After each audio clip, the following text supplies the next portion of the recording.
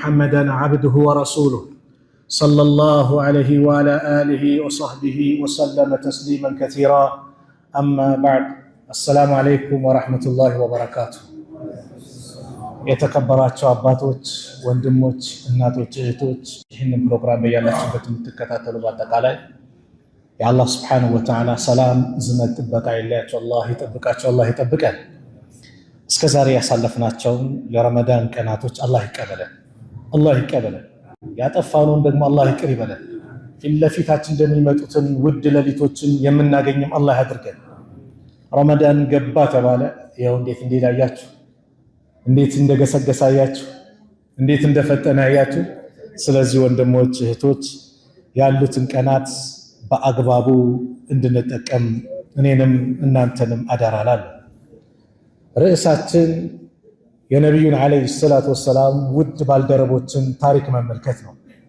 ባለፈው ሳምንት ስለ ሙስዓብ ኢብኑ ዑመይር ተመልክተናል ከወንዶች ዛሬ ደግሞ ከሴቶች የሴት ተምሳሌት እህቶች ተምሳሌት ሊያደርጓት የሚችሉት እናቶች ተምሳሌት አድርገው ሊይዟት የሚችሉት ጀግናዋ ሴት ነብዩ ጀነት የመሰከሩላት ልጇን ገና በለጋ እድሜው ለነብዩ አንስታ የሰጠች ነብዩን እንዲখাድም የሰጠች ጀግናዋ የጀነት ሴቷ የሆነችው ስለ ኡሙ ሱለይም ይሆናል ኡሙ ሱለይም ባለቤቷ ማሊክ ኢብኑ ነድር ይባላል እስልምናን ከተቀበለ በኋላ ቃል አስገባት ልጄን በዚህ እስልምና ላይ እንዲኖር አደራ ልሻለሁ አላት ይሄን አደራ አቀበላለሁ አለች ባሏ ሞተ ከሞተ በኋላ ልጇን በእስላም አጸናችው አነስ ኢብኑ ማሊክ የሷ ልጅ ነው የነብዩ ኻዳም እሱ እስኪፈቅድም ባል አላገባም ማለት ለምን ለልጇ ጊዜ ለመስጠት ኋላ አነስ እንደሚናገሩት አቡ ጠልሃ የሚባለው ሰው እሷን አጫት አልፈልግም አለች አነስንም አማከረች ከዛ በኋላ አቡ ጠልሃ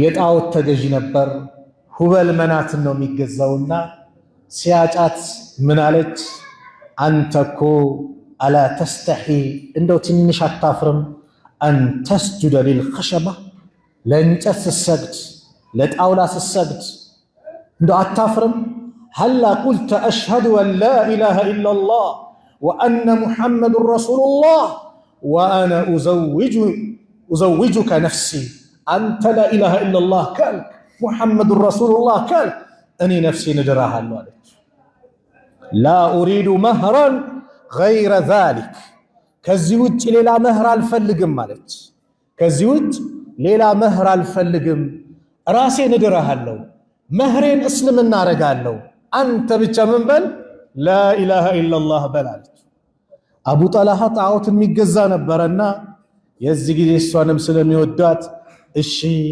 اللهن كبل اللو يا اللهن بتشنيا متملاكنت عرقاقت اللو محمدም የአላህ መልእክተኛ መሆናቸውን አምናለሁ ራስዋን ዳርችው ማለት ነው አነስ ኢብኑ ማሊክም ማለ ተጋቡ فكان مهر الاسلام اسلمنا مهر اسلمنا ነበረ اكرم النساء مهرا كانت ام سليم رضي الله عنها ከሴቶች መህራቸው ትልቅ መህር ማለት የኡሙ ሱለይም ነበረ ምን ያደረገች መህሯን እስልምና ያደረገች لا اله الا الله ካልክ መህሬኔ ነው ማድረግልኝ ያለች ጀግና ሴት ናት ስለዚህ ሴት ነው የምንናገረው እቺ ሴት ነብዩ ሰለላሁ ዐለይሂ ወሰለም ከመካ ተሰደው ወደ መዲና የመጡ ጊዜ አነስ ኢብኑ ማሊክ ልጅ ነበርና ነብዩ ጋር ወስዳ ሰጠቻቸው ይሄን ልጄ ለርሶ ሰጥቻለሁ እርሶን ያገልግል እርሶን ይखाድም አለች አነስ ረሱሉን ዐለይሂ ሰላቱ ወሰላም 10 ዓመታት ኸድመዋል 10 ዓመት አነስ መሰከሩ አንተ አብሮህ ያለ ሁሌ እግር ስር ያለ የሚከታተል ሰው ያንተም ባህሪ መልካምነት ከተናገረ እውነትም አንተ መልካም አዎ ስለኔ ባህሪ ሚስቴ ትንገረኝ ስለሷ እኔ ልንገራት ስላንተ ባህሪ ሚስት ትንገር ስለሷ ደግሞ አንተ ንገራት ለምን ለይለ ወነሃራን ለሊትም ቀኑ እሷ ጋር ታውቃለች በደንብ። ለምን ከተባለ እኛ ቤት ላይ ብዙ ጊዜ አዛ እንሆንና ውጪ ደግሞ ሷሊህ እንሆናለና ደግ እንሆናለን አይደል? ቤት ውስጥ ደግ ከሆንክ አንተ ደግ ሰው። አነስ ምን ይላሉ ሲናገሩ ረሱልን ዓለይሂ ሰላቱ ወሰላም 10 ዓመት ካድም ያለው አንድ ቀን ካንደበታቸው መጥፎ ቃል ሲወጣ ሰምቼ አላቅም። ማይሰራ ስራ ከሰራው እንዲያሰራም ብለው አውቁም። ሳልሰራም ከተውኩኝ ለምንድን ያልሰራው ለምን እንዲሰራ ብለውኛ አያውቁም። እኛ ቤት ያሉት ኻዲሞችስ 1 ወር 2 ወር የቆዩት ስንት አይነት ቃል አውጥተናል። አንድ ቀን ከአንደበታቸው መጥፎ ቃል ወጥተው አያውቅም ይላል። ማን? አነስ ብኑ ማሊክ። እቺ ኡሙ ሱለይም የአነስ ብኑ ማሊክ እናት ናት። የሰብሯ ጥግ ጀግንነቷን በአንድ ሐዲስ ልግለጽላችሁ። ከአቡ ጠልሃ ጋር ከተጋባች በኋላ ከአቡ ጠልሃ የወለደችው ልጅ ነበራት። ታመመ። አንድ ቀን በጣም ሲታመም አቡ ጠልሃ ለስራ ወጣ። ከዛ በኋላ አቡ ጠልሃ እስኪመለስ ይህ ልጇ ወደ አኺራ ሄደ፣ ሞተባት። ከፈነችውና ሸፋፍነው አልጋው ላይ አስተኛችው። ለአቡ ጠልሃ እኔ ሳልነግረው ማንም እንዳይናገር አለች። እቺ ጀግና ሴት ማን ትባላለች? ኡሙ ሱለይም። አቡ ጠልሃ መጣ። ማ ፈዕለ ብኒ ልጄ እንዴት ነው ሲላት፣ ቃለት ኡሙ ሱለይም ወሂየ ኡሙ ሰቢይ የሕፃኑ ልጅ እናት ሁወ አስከኑ ማካን ከነበረበት ተረጋግቷል አለች። ቅኔም ንግግር ነው። በቃ ህመሙ ያሰቃየው ነበር፣ ተገላግሏል፣ ወደ አኺራ ሄዷል። እሱ ግን የመሰለው ምንድነው? ተሽሎታል፣ ደህና ነው የመሰለው። ፈቀረበት ኢለይሂ ልአሻ እራት አቀረበችለት። ፈተዓሻ በላ። ከዛም ውቡን አቀረበችለትና ثم أصاب منها ከሷ ጋር ግንኙነት አደረገ። የትኛዋ ጀግና ሴት ናት? ልጇ ሞታባት ሶብር አድርጋ ባሏን የምታረጋጋ አያችሁ። እራት አቅርባ አብራውም ተኛች፣ ግንኙነትም አደረጉ። ፈለማ ፈረጋ የጨረሰ ጊዜ ቃለት እሷ እንዲህ አለችው፣ አንድ ጎረቤት ዕቃ ቢያውሰን ያንን ዕቃ መልሱልን ቢል ዕቃውን መመለስ የለብንም? እንዲያዋሰን እንዴታ አመስግነን ነው። እንግዲያውስ በልጅህም ሶብር አድርግ፣ አላህ አውሶን ነበረ ወስዶታል አለችው። አቡ ጠልሃ ተቆጣ። የተቆጣው በልጁ ሞት ሳይሆን ልጄ ሞቶ እንዴት ካንቺ ጋር በዚህ ሁኔታ አድራለሁ? ከዛ ይህንን ጉዳይማ ለነብዩ እናገራለሁ አለና ወደ ረሱል ዓለይሂ ሰላቱ ወሰላም ሂዶ ተናገረ። ለነብዩ ሰለላሁ ዐለይሂ ወሰለም ሲነግራቸው አዕረስቱም ለይላ ዛሬ ሌሊት ግንኙነት አድርጋቸዋል አሉ። ቃለ ነአም አው አላሁመ ባሪክ ለሁማ አላህ ወይ ባርክላቸዋል። ዱዓ አደረጉ። ፈወለደት ጉላመን ያን ቀን በግንኙነቱ ልጅ የተወሰነላቸው ልጅ ነበር። ነብዩም ዱዓ አድርገዋሉ፣ ወንድ ልጅ ወለደች። የዚህ ጊዜ ስትወልድ አቡ ጠልሃ ወደ ነብዩ ሰለላሁ ዐለይሂ ወሰለም ይዞት እንደሄደ አደረገች። ከዛ ነብዩ ሰለላሁ ዐለይሂ ወሰለም ተምር አመጡና ተምር አደረጉለት። ثم حنكه ተምር ይደረጋል። ሕፃን ልጅ ሲወለድ እዚህ ድዱ ላይ ትንሽ ተምር ይደረጋል። ነብዩ ተምር ነበራቸው አደረጉለት። ስሙንም አብደላህ ብለው አወጡለት። የታሪክ ምሁራኑ ሲናገሩ ምን ይላሉ? ይህ አብደላህ በጣም ጀግና ልጅ ነበረ። ትዳር ይዞ 9 ሁፋዞችን ወንድ ልጆችን ወለደ ይላል። የሰብር ውጤት አያችሁ፣ የሰብር ውጤት። ኡሙ ሱለይም ይሄ ብቻ አይደለም ስራ። በአንድ ወቅት የአላህ መልእክተኛን ነብዩ ሰለላሁ ዐለይሂ ወሰለም አቡ ጠልሃ ድክም ብሏቸው ድምጿቸው ደክሞ ሲያይ አይ እርቧቸውናል ብሎ አሰበና ለኡሙ ሱለይም መጥቶ ነብዩ እኮ ትንሽ ደከም ብለዋል፣ በቃ ምግብ ነገር ያስፈልጋል አላት። ትንሽዬ ነው ያለችው፣ እሱን ላዘጋጅ እንደሆነች ገብስ ነገር ዳቦ ነገር ነው የው ነገር ለቀባባውና እሱን ላዘጋጅ፣ በቃ ጠራቸው። እሺ። ከዛ በኋላ አቡ ጠልሃ አንደኛውን ሰው ላከው፣ ሂድና ነብዩን አለይሂ ሰላቱ ወሰላም ጠራቸዋል። ከዛ በኋላ ልክ ያ ሰው ሲመጣ ነብዩ ሰለላሁ ዐለይሂ ወሰለም ማን አቡ ጠልሃን የላከ? አዎ። ምግብ እንድንበላ? አዎ። ቆሙ ተነሱ አሉ። አቡ ጠልሃ የጠራው ማለት ነው ነብዩ ሰለላሁ ዐለይሂ ወሰለም። 80 የሚጠጉ ሰሃቦች ነበሩ። ጥሩ አቡ ጠልሃ ጋር ተነሱ፣ አቡ ጠልሃ ጋር ግብዣ ተደርጎልናል አሉ ነብዩ ሰለላሁ ዐለይሂ ወሰለም። ከዛ መልእክተኛ መጥቶ ለአቡ ጠልሃ ነገረው እንዲህ አቡ ጠልሃ ኡሙ ሱለይም ጋር መጡ አንቺ ኡሙ ሱለይም ወይ አቤት ነብዩ ሰለላሁ ዐለይሂ ወሰለም እኮ ዛሬ እንደዚህ ብለው እንዳለ ሰው ጠሩ አንተ እሳቸውን ነግራለህ እሳቸውን የጠሩት ችግር የለም አላህና መልእክተኛ ያውቃሉ በዚህ ጉዳይ ችግር የለም ማለት አየቂ ነው ጀግንነቷ በጣም የቂን ነበራት ከዛ በኋላ አቡ ጠልሃ ነብዩ ሰለላሁ ዐለይሂ ወሰለም እንዲገቡ ፈቀዱላቸው ምግቡ የታላሉ ምግቡ መጣ ነብዩ ዱዓ አደረጉበት ለአቡ ጠልሃ 10 ሰው አስገባልኝ አሉ ምግቡ ከአንድ ሰው ለሰው 10 ሰው ይገባል ጠግቦ ይወጣል አሁንም 10 ሰው አስገባልኝ 10 ሰው ይገባል ጠግቦ ይወጣል ሁሉም ገብተው ከጠገቡ በኋላ والقوم 80 رجلا 80ዎች ነበሩ ወንዶች ነበሩ متفقون عليه ቡኻሪ ሙስሊም የዘገቡት ሐዲስ አያችሁ ጀግንነቷ እንግዳ ሲመጣ እንግዳ እንዴት እንደምትቀበል እቺ ጀግና ሴት የኡሁድ ጦርነትና የሁነይን ዘመቻ ላይ ተካፍላለች ምን ታደርግ ነበረ ሙጃሂዲኖች በአላህ መንገድ የሚታገሉት ሲቆስሉ ታክማለች አንድ ቀን ኡሙ ሱለይም ትንሽ የጩቤ ነገር ይዛ ቆማለች ዘመቻው ሁነይን ዘመቻ ነው ለነብዩ ሰለላሁ ዐለይሂ ወሰለም መጥቶ አቡ ጠልሃ ኡሙ ሱለይምን አያችሁ ምን ይዛ እንደቆመች አለ ከዛ ነብዩ ሰለላሁ ዐለይሂ ወሰለም ምንድነው አላት ኤማ ጩቤ ነው ጠላት ዘሎ ከመጣ በዚህ ሆዱን ቀደዋለሁ አለች ጀግና ሴት ነበረች እችን ሴት ለምን አመጣዋት ከተበላ ዛሬ እህቶቻችን እናቶቻችን ስንት ጀግና አፍርታቸዋል ስንት ዳኢ አምጥታቸዋል ስንት ሙአዚን ስንት ኸጢብ ስንት የመስጊድ ኢማም ሁፋዝ ስንቱን ነይታችሁ እንዲያድጉ አድርጋቸዋል ቡኻሪ ሲባል ትሰማላችሁ ቡኻሪ ማለት መሐመድ ቢን እስማኤል እናትየው ነበረች እዚህ ደረጃ ደረሰቻቸው የቲም ነበሩ ያለ አባት ነው ያደጉት አባትየው ሙተውባቸው እናትየው ነበር ይሄንን ደረጃ የነብዩን ሐዲስ ይዘው ዘግበው ለኡማው እንዲያስተላልፉ ያደረገችው የቡኻሪ እናት ሴት ናት ኢማም አህመድ ከአራቱ መዝሐብ አራተኛው ላይ ያሉት የቲም ነበሩ እናት ናት እዚህ ደረጃ ያደረሰቻቸው ኢብኑ ተይሚያ ረህመቱላሂ ዐለይሂ የሚጠሩት በአያታቸው ስም ነው እናት ናት እዚህ ደረጃ ያደረሰቻቸው ሱፊያኑ ሰውሪ ረህመቱላሂ ዐለይሂ ምን ይሉናል እናትየው ምን ትል ነበር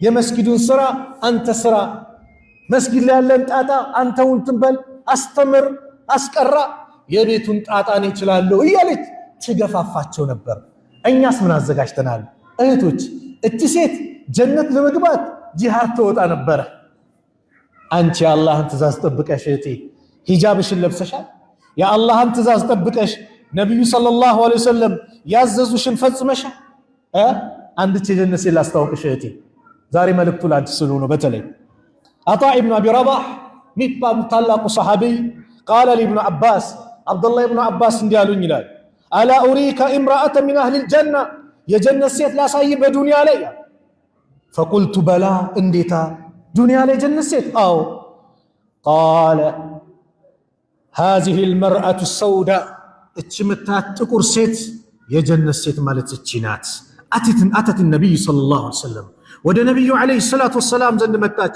فقالت እንዲያለች اني اسرع እኔ አውድቅ በሽታ አለብኝ ይጥለኛል ወኢኒ አተከሸፉ ስወድቅ ደግሞ እገላለጣለሁ ፈድዑ الله تعالى لي አላህን ለምኑልኝ አላህ አፍያ እንዲያደርገኝ አለች قال ነብዩ ምን አሉ ان شئت صبرت ولك الجنه صبر ካደረግሽ ጀነት አለሽ وان شئت ከፈለክሽ ደግሞ دعوت الله تعالى ان يعافيك الله አፍያ እንዲያደርግሽ ዱዓ አደርግልሻለሁ አለ فقالت اصبر ارتاغسالو جنتن يمسلالች فقالت መልሳ ማለት ነገር ግን አንተ አላህ መልእክተኛ اني اتكشف እኔ እገላለጣለሁ ስወድቅ አለች ልብ ይያላችሁ አንድ ሰው እኮ ራሱን ስቶ ወድቆ አይያዝበት በሐዲስ እንደመጣው የተኛ ሰው እስኪነቃ ህፃን ልጅ እስኪያድግ እብድ የሆነ ሰው እስኪድን ድረስ ወንጀል አይጻፍበት እቺ ሴት አይጻፍባትም እኮ ነገር ግን የሂጃባ ጉዳይ አሳሰባት እኔ አንተ አላህ መልእክተኛ ወይ ኢኒ አተከሸፉ እገላለጻለሁ ፈድዑላህ አላህን ለምኑልኝ አላ አተከሸፈ እንዳልገላለጥ አለች። ፈደዓ ለሃ የአላህ መልእክተኛ ነብዩ ሰለላሁ ዐለይሂ ወሰለም ዱዓ አደረጉላት። ሙተፈቁን ዐለይህ። እህቴ ማንም ሳያስገድድሽ ሂጃብሽን ያወለቅሽ ሂጃብሽን የከፈሽ እህቴ እቺ ሴት ላንቺም ተምሳሌት ናት። እሷ ዑዙር ኖራት ላለመገላለጥ ትጥራለች። አንቺስ ማን አስገድዶሽ ሂጃብሽን አውልቀሽ? በተለይ ደግሞ ሚዲያ ላይ ወጣሽ እህቴ ማን አስገድደሽ? ስለዚህ ቀብር አለ፣ ሞት አለ። ያንቺ ተምሳሌት እነ ኡሙ ሱለይም ናቸው። ያንቺ ተምሳሌት እነ ሱመያ ናቸው። ያንቺ ተምሳሌት እነ ፋጢማ፣ እነ መርየም፣ እነ አሲያ። አሲያን ታውቃላችሁ አይደል? የፊርዓውን ባለቤት አሲያ ማለት ቅንጦት ላይ ያለች ባሏ ንግስናን የተቆጣጠረ የሀብት አይነት ያለው ፊርዓውን አነ ረቡኩሙል አዕላ ታላቁ ጌታችሁ እኔ ነኝ የሚል ባለቤት ነበረች። ማን? አሲያ። ኢማኗን የደበቀች ሙሳን ዓለይሂ ሰላም በልጅነት ስታገኝ ተው እንዳትገድለው፣ ለኛ ልጅ ሊሆን ይችላል ይጠቅመናል፣ አትግደለው፣ ላተቅቱሉ አለች። አሳ አየንፈዕና ምናልባት ሊጠቅመን ይችላል፣ አው ነተኺዘሁ ወለዳ ወይ ልጅ አድርገን እንይዘዋለን አለች። ሴት ያዘዘው እንደሚባለው ፊርዓውን እየጠላው እኮ ነው፣ አላስተማመነው። ለምን? አንተን የሚገል የአንተን ስልጣን ድምጥማጡ የሚያወጣ ይመጣል ተብሎ ጠንቋዮች ስለነገሩት ልጆችን ወንድ ልጆችን ጠቅላላ ምን ያደርግ ነበር? ያርድ ነበላል ቁርአን ላይ እንደገለጸው። ከዛ ሴቶችን ይተዋል። መተው አረየው ስራ የሚሰራ እኮ ጠፋ ሲባል እሺ አንድ ዓመት የሚወለደው እንዳይገደል ቀጣይ ዓመት የሚወለደው ደግሞ ይገደል ተባለ። ወንድማቸው ሃሩን በማይገደልበት ዓመት ተወለዱ። ሙሳ ደግሞ በሚገደልበት ተወለዱ። የሙሳ እናት ጨነቃት። አላህ መልእክት ላከላት። ልጁን በሳጥን ነገር አድርገሽ ወደ ባህሩ ጋር አስጠጊው፣ እዛ አስቀምጪው፣ እኛ እንመልስልሻለን አለ። ሌሊት ትደበቅና በገመድ እየጎተተች ጡት ታጠበዋለች። ከዛ በኋላ ተደርገዋለች። እያደገ ምን ሲመጣ ሲፈራገጥ ይበጠስና ገመዱ ውሃ ይዞት ይሄዳል። የዚህ ጊዜ ነበር አሲያ የፊርዓውን ሰራዊቶች ለመዝናናት በወጡበት ሰዓት ከፊርዓውን ጋር ሆነው ይሄን ልጅ ያገኙት። ማን? ሙሳን ዓለይሂ ሰላም። ፊርዓውን ይፈራው ስለነበረ ምን አደረገ? ልሞክረው አለና እሳትና ተምር አስቀመጠለት ይባላል። እሳትና ተምር። ወደ ተምሩ ሲሄዱ ሙሳ መላኢካው ወደ እሳቱ ወሰዳቸው። ለምን? ምንም አያውቁም ብሎ እንዲታሰብ። ከዛ ምላሳቸው ምን አድርጓቸዋል? አቃጥሏቸው ነበር። ለዚህ ነው ረቢ ሽረሕ ሊ ሰድሪ ወይስር ሊ አምሪ ወሕሉል ዑቅደተን ሚን ሊሳኒ፣ አንደበቴን እንደው እንዲገራልኝ ስናገር በጣም አንደበታቸው ምላሳቸው ይዛቸው ነበር። የዛኔ የተቃጠለው ለሰዎች እንዲረዱ ምላሴን ማግራልኝ ብለው ዱዓ አድርገው ነበር። አሲያ እምነቷን ወደ ሳጠቃለለው አማኝ መሆኗን ያወቀ ጊዜ ፊርዓውን መሬት ላይ አስተኛት። ፀሐይ ነው። አንድ እግሯን ከአንድ እንትን ጋር አሰረው፣ ሌላኛውም እግሯን አንድ እጇን በዚህ በአራቱም አቅጣጫ ወጥሮ አሰራት። ምንም እንዳትንቀሳቀስ የቅጣት አይነት አዘነበባት። አገዳደሉ የከፋ ነበረ። ነገር ግን ዱዓ አደረገች። አላህ ቁርአን ላይ እንደተናገረው የሉጥና የኑህ ሚስቶች ለእናንተ ምሳሌ ናቸው። ለማን? ለካህዲያን። አባትሽ ሸክ ስለሆነ ባልሽ ዓሊም ስለሆነ ዳኢ ስለሆነ ምን ስለሆነ ሳይሆን ስራህ ነው የሚያዋጣው። ሚን ضرب الله مثلا للذين كفروا امرأة نوح وامرأة لوط كانتا تحت عبدين من عبادنا صالحين فخانتاهما فلم يغني عنهما من الله شيئا وقيل ادخلا النار مع الداخلين። ለነዛ ካህዲያን ሰዎች የሉጥና የኑህን ምሳሌ ልጅ ሚስቶችን ምሳሌ ያደረግን ከኛ ደጋግ ባሪዎቻችን ስር ነበሩዋል።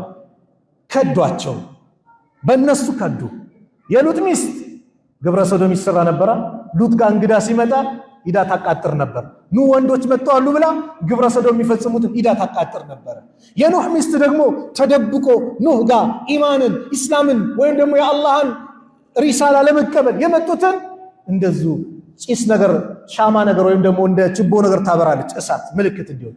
ይኸው ዛሬ አማኞች ያመኑ ሰዎች ያሉ ብላ ትናገር ነበር። ጀሃነም ገቡ። ምንም አልፈየዱላቸውም፣ አልጠቀሟቸውም አለና ወضرب الله مثلا للذين آمنوا ለነዛ ላመኑት ደግሞ ምሳሌ ያደረገን امرأة فرعون የፊርዓውን ሚስት إذ قالت رب ابن لي عندك بيتا في الجنة ባለች ጊዜ ጌታዬ ወይ ጀነት ውስጥ ቤትን ገባልኝ ወነጅኒ ሚን ፊርዓውን ወዐመሊሂ ከፊርዓውንና ከስራው እንደው ነጃ በለኝ ወነጅኒ ሚነል ቀውሚ ዛሊሚን ከበዳይ ህዝቦችም እንደው ነጃ በለኝ ብላ ዱዓ አደረገች። አዎ ፊርዓውን የቅጣት አይነት ሲያደርግባት ፀሐይ ሲያደርግባት ጥላ ይደረግላት ነበር ይላሉ ሙጃሂድ ሲፈስሩ። ከዛስ እሱ ቋጥኝ ድንጋይ እንዲጣልባት ሲያዝ አላህ አስቀድሞ ሩሃን አወጣው። ረቢ ብልኒ ዐንደከ በይተን ፊል ጀና ብላለ ጀነት ውስጥ የተገነባ ቤት ገንባልኝ ብላለች አይደል? ሲቀጣት አላህ የጀነት ቤት ያሳያት ነበር። አንተ ቅንጦትን ስታይ እዚህ ጋር የሚደርስብን መከራ እኮ አታስታውሰው። ልክ ቋጥኝ ድንጋዩን ሲለቀው ሩሃን አስቀድሞ አወጣው። የሞተ ሰው ብትቆርጠው ብትቀደው ይሰማው ስሜት አለ የለም? አላህ ባሪዎች እንዴት ነው? እነዚህ ሴቶች እህቴ አንቺ ተምሳሌዎች ናቸው። ለዲናቸው መስዋዕት የከፈሉ አንቺ መስዋዕት ክፈይ። በምን ከተባለ ሂጃብሽን ቀጥ አድርገሽ ልበሽ፣ የአላህን ትእዛዝ ፈጽሚ፣ ገርል ፍሬንድ ቦይ ፍሬንድ የሚለው ጨዋታ ላይ ራቂ፣ ራስሽን ጠብቂ፣ ታማኝ የአላህ ባሪያ ሁኚ፣ አላህን ፍሪ።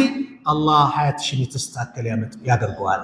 ኡሙ ሱለይም ለአንቺ ተምሳሌት ናት። ከነብዩ ላብ የነብዩ ላብ አለ እያጠራቀመች የሚያውድ ሽቶ ትሰራ ነበር። ለምን? የነብዩ ጠረናቸው በሞላ የሚያምር ነበር።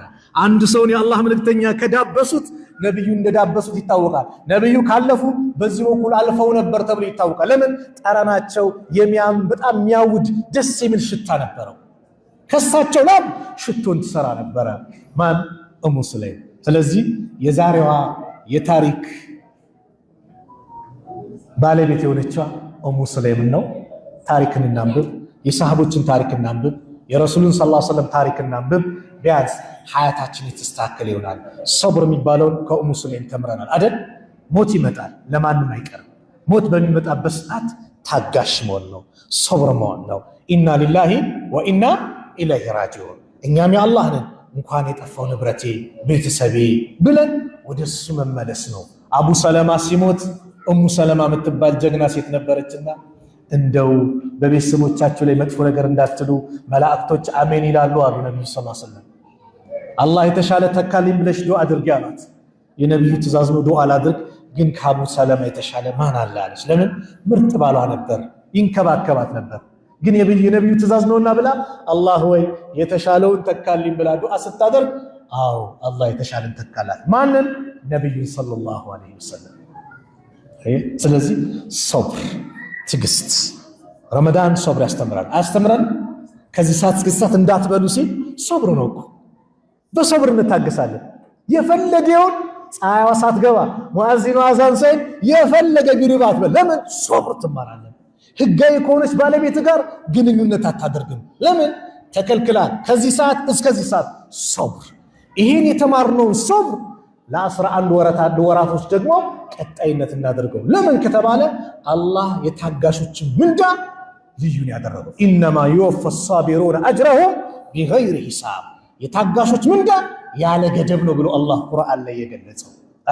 አጀበን ሊአምሪል ሙእሚን፣ የሙእሚን ነገር እኮ እጅጉን ያስገርማል አሉ ነብዩ ሰለላሁ ዐለይሂ ወሰለም። አጀበን ሊአምሪል ሙእሚን፣ የሙእሚን ነገር እጅጉን ያስገርማል። ኢነ አምረሁ ኩለሁ ለሁ ኸይር፣ የእሱ ነገር ደግሞ ሁሉም ነገሩ ኸይር ነው አሉ። ወለይሰ ዛሊከ ሊአሐድን ኢላ ሊልሙእሚን፣ ይሄ ደግሞ ለአማኝ ካልሆነ ያዟት ነጥቧል። ለአማኝ ካልሆነ ለማንም ማይሰጥ ስጦታ ነው። ምንድነው እሱ? ኢን አሳበቱ ሰራኡ፣ ደስታ ሲያገኘው ሸከረ፣ አላህን ያመሰግናል። ፈካነ ኸይረን ለሁ፣ ይሄ ለሱ የተሻለ ነው። ወኢን አሳበቱ ደራኡ፣ መከራ ሲመጣ ንግድ ሲከስር ከቤተሰብ የሆነ ሰው ሲጎል ምን ሲል ሰበረ፣ ትግስት ያደርጋል። ፈካነ ኸይረን ለሁ፣ ይሄ ለሱ የተሻለ ነው። ስለዚህ ዱንያ ላይ ሁለቱ ሐያታችን ማይቀር ነው። ኢማ ሐዘን ወኢማ ደስታ። ሐዘንና ደስታ አለ፣ ችግርና ድሎት አለ። በደስታው ሰዓት አላህን ማመስገን። እኔ እኮ በጭንቅላቴ በብልጠቴ በምኔ እያል የራሱን ዝና የሚናገር ራሱን ላይ የሚሰቅል ከሆነ ወድቋል። እንደማን? እንደ ቃሩን። ቃሩን እኮ እንደዚህ ነው የጠፋው። ይሄ እኮ በእውቀት የተሰጠሁት ነው ሲል ነው እንዴ? አዎ አላህ ከነ ንብረቱ መሬትን ዋጭው አላት፣ ዋጠችው። ይቀበላቸው፣ የጀነት አላህ ያርጋቸው። ረበና አቲና ፊ ዱንያ ሐሰና ወፊ ልአኽረቲ ሐሰነተ ወቂና ዓዛበ ናር። ወሰለላሁ ዐላ ነቢይና ሙሐመድ ወዐላ አሊሂ ወሰሕቢሂ ወሰለም። ወአኺሩ ደዕዋና አን አልሐምዱሊላሂ ረቢል ዓለሚን።